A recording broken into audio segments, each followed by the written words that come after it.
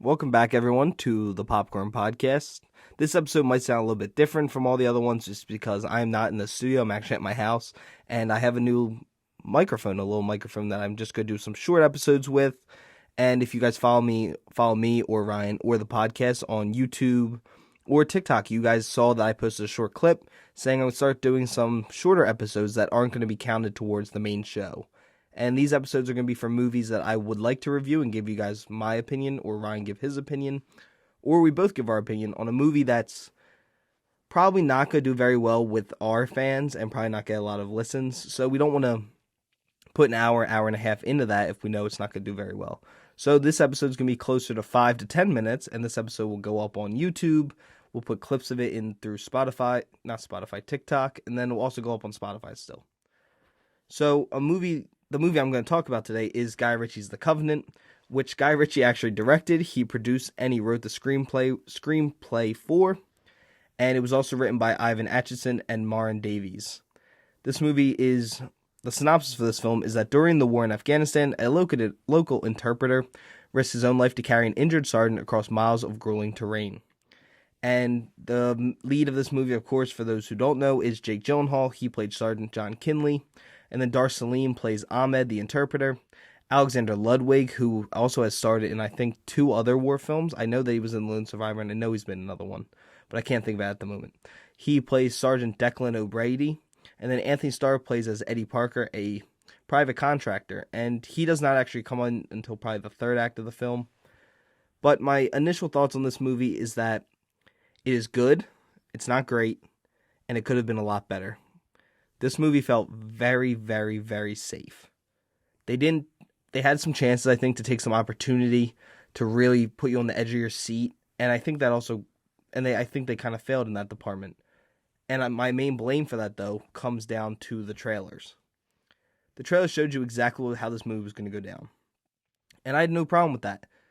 It was that the whole movie, it felt like it was going to be kind of like a war movie, a lot of action in it.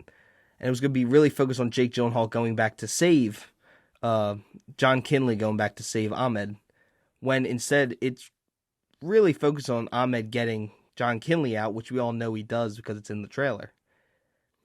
And I don't want to hate on this movie because I do enjoy it, but they marketed it really bad. I feel like this movie should have focused a lot more on John Kinley getting Ahmed out, Sergeant Kinley getting him out. Because that was the best part, I think, of the trailer, seeing Jake Gyllenhaal go back and kind of working pretty much as a contractor, not working through the military. But they don't really ever dive deep into that enough that the ending kind of feels anticlimactic. And it's probably the biggest issue for the movie. But now going into the positives that I had with this movie, and that is Jake Gyllenhaal. I think Jake Gyllenhaal is a great actor. He's in Prisoners, which is one of my all-time favorite movies. He's in Enemy. He's in Spider-Man, as everyone knows. He's in Donnie Darko. He's done a ton of great performances, including Nightcrawler, which I completely forgot about.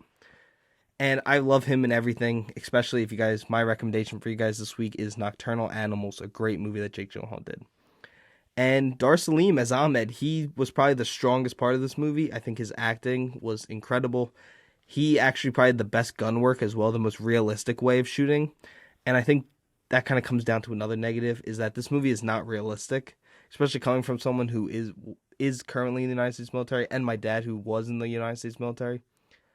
And we both kind of laughed at certain scenes when it's not supposed to be a funny sequence. It's just, you don't put your eye right up against an optic.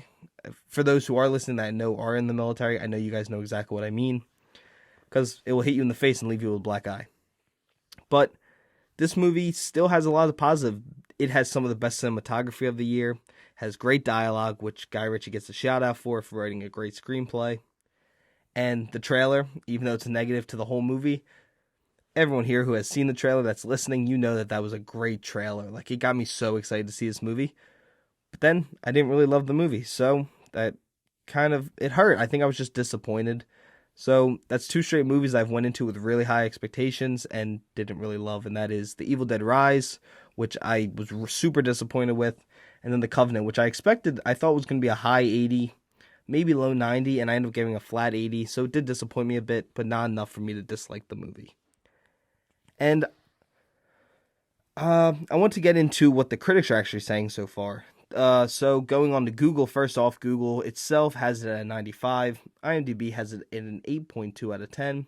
Movie Insider has it at 55 out of 5. Metacritic at 63.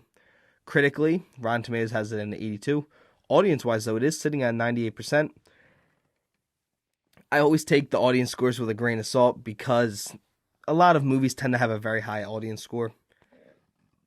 Excuse me, and that is nothing against anyone who does review on Rotten Tomatoes. It just tends to be a lot higher than the critic score.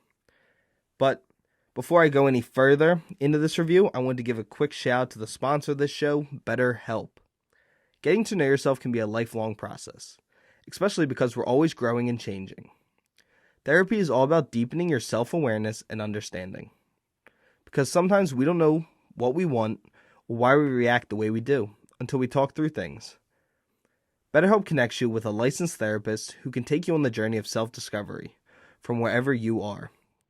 If you're thinking of starting BetterHelp, if you're thinking of starting therapy, please give BetterHelp a try. I'm a huge advocate of therapy.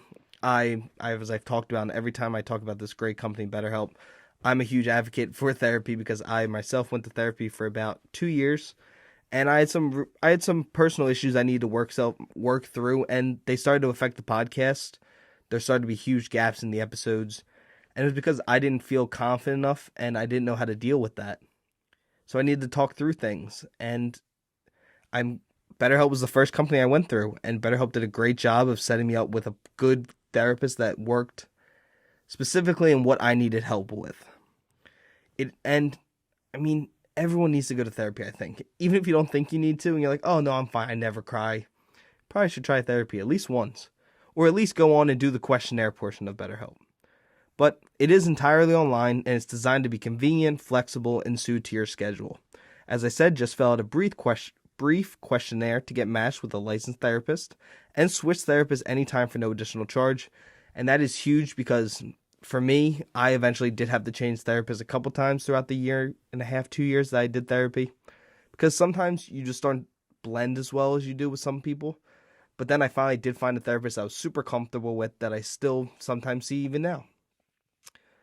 Everyone's that way, though. You're not going to, on your first try, always get something right. I know people that have went to 7 different therapists. And yeah, so it's huge that BetterHelp lets you do it without having to pay any additional charges. So if you want to discover your potential with BetterHelp, visit betterhelp.com/popcornpod. Again, go to BetterHelp, HELP.com/popcornpod for 10% off your first month. Thanks to BetterHelp for sponsoring this episode. Okay, back to The Covenant. The Covenant is that movie that you see and you're like, oh, that was pretty good. And then a year later, you're like, oh my God, I completely forgot about that Guy Ritchie's film, The Covenant. That's what it felt like to me. It's kind of forgettable, but still well done that it's a good movie, but it's not going to have the legs, I think, to reach Oscar season maybe. But I think Salim will get some recognition. And the score was really well done. It was by Christopher Benstead. He did a great job. He made the action scenes a lot better than they would have been. Because not realistic. Didn't ever feel like there was like risk on anything. I never felt scared for the characters. But the music enhances everything for each scene. And that's a huge thing in just film itself. Music can always make things better. So I hope that this movie does continue to do okay at the box office. It made $6 million its opening weekend, which for a movie with $55 million, you do wish it made a little bit more. But I think the movie still has a chance to earn its money back. Maybe it will have a better word of mouth than I think it's going to have, and it will make its money back. But that, I think, wraps up my first of these short review episodes. I'm really excited to do more of these coming forward. I hope you guys enjoy them. If you do, please let me know on Instagram, Spotify, anywhere. Just review the episode. Leave a comment. Tell me if you don't like it, then I won't do more of them. But I want me and Ryan to get more episodes out there, get more views. It's not just for the views, but I want us to get more recognition so people can tune in and join this great community that we started here over the Popcorn Podcast. So we have a lot more episodes coming your way. So we'll probably do 2 or 3 episodes a week from now on. There will be the main episodes, our normal hour and a half long episodes, and then I'll probably do 2 or 3 of these a week. So I hope you guys are enjoying them. Please go out to the theaters and either watch The Covenant, Beau is Afraid, which an episode review is coming out soon for that, and any other movie. Go see Return of the Jedi this Friday, and maybe I'll see you there. Thanks, guys, and I will see you later.